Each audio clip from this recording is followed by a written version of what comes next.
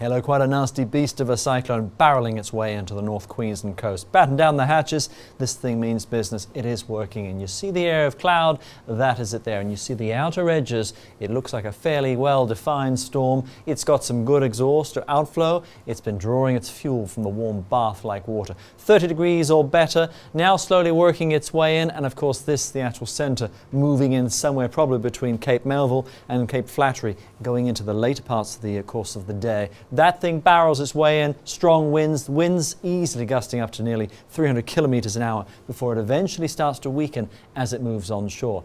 That thing is something to certainly watch there as well, quite an area of rain. Elsewhere, the weather is quieter.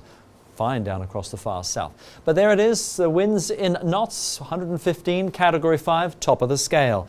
Barreling its way in through the end of Friday. As soon as it does, it will start easing away. It's losing its warm water source. But the edge of the storm will probably be very close to the sea, so it will still take some time. It'll be a tropical low. It's a place like Cairns, Port Douglas, strong to severe gales. Watch for that thing, particularly on that right-hand side of the storm as it barrels in.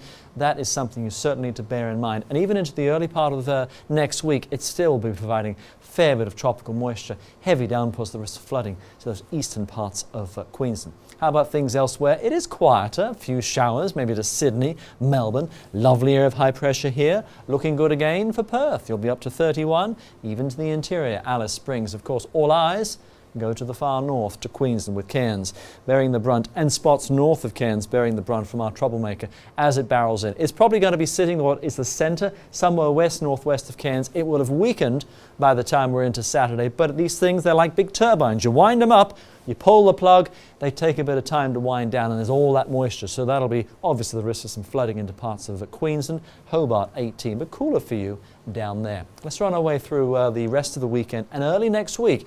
I mentioned the area of moisture. So this thing will weaken from the 5, probably getting down to just a regular old big lump of wind and rain, and the upper level trough here will grab it and could potentially push this back into the North Tasman Sea. And I mention that because as that weather system there starts streaming towards New Zealand, going into the course of the week, some of that moisture could get thrown into the mix and could be the good source of some rain as it streams away towards New Zealand going into the next several days. But days away, but of course that said, it of course won't be the cyclone, it'll just be a big lump of moisture. Elsewhere across Australia, pretty quiet weather, but a new front slowly working into the far south and west by early next week. That's the weather for now.